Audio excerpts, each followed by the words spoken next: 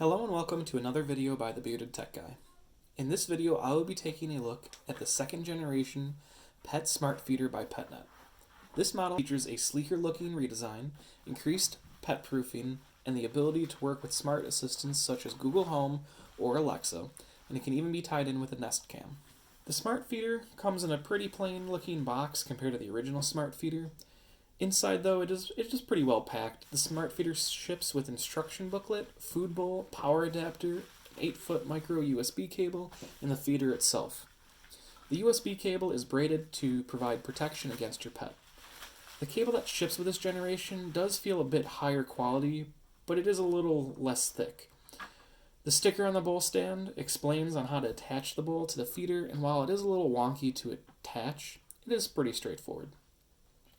The included instruction booklet has some tips and a few getting started steps. The power adapter that ships with the Smartfeeder is for North America.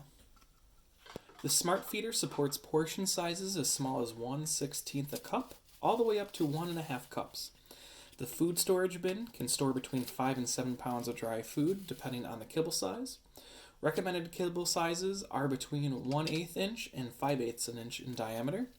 And the bowl can hold up to 2.5 cups of dry food. Do note that because of the amount of storage for the food as well as the bowl size, the Smartfeeder by Petnet is not recommended for pets over 60 pounds. The Smartfeeder includes a 1-year warranty and support for the lifetime of the product, which is a nice plus. I actually started running into some issues with the original model feeder and was given the new feeder as a replacement even though I was outside of the warranty. I do suspect this happened because they are trying to get the new feeder out there more, so your mileage may vary in the future, but I was pleasantly surprised that I only had to pay shipping to receive a new product. The Smartfeeder has a fairly small footprint at 14.25 inches high, 9.2 inches wide, and 15.32 inches deep. Not much space is actually needed for it. The feeder runs on standard electricity and does have a backup battery built in, which automatically recharges from the wall charger.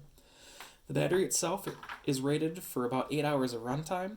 I have not personally tested out the battery for the full length of the capacity at this point, but I have not had any issues when the feeder has switched over to battery power.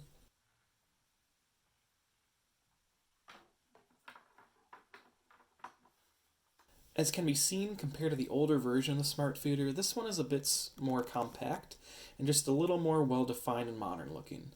Do take note that my Gen 1 Smartfeeder does have the angle ramp to help kibble not get stuck in there, so that does add on a little extra height. The kibble issues that require the ramp in the Gen 1 Smartfeeder was corrected in this generation Smartfeeder without the need of a ramp.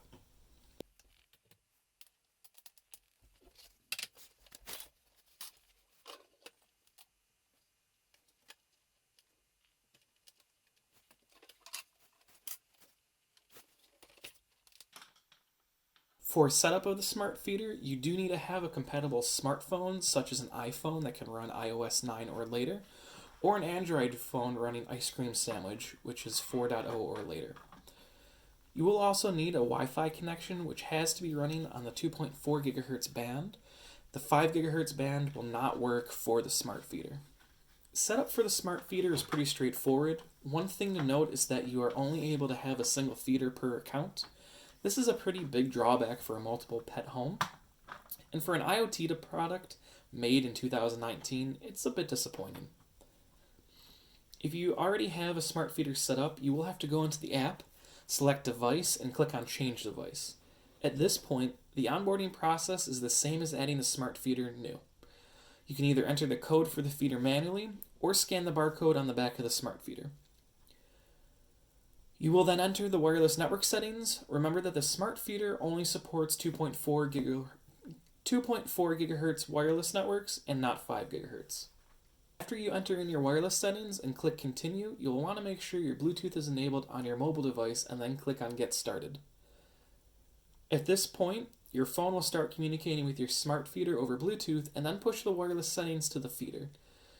And then, after that is completed, it will verify connectivity to the Petnet servers and the feeder itself. I was very surprised to find out that all my previous settings and meals were transferred over to the new Smartfeeder.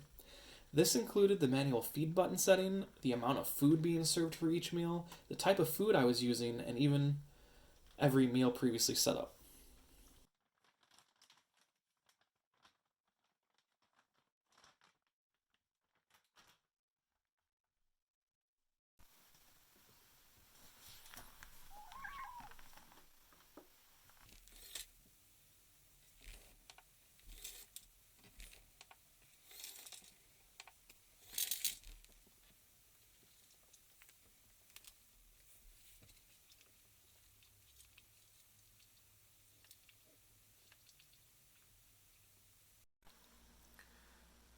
That's it for this video. If you liked it, please give it a thumbs up and leave a comment below.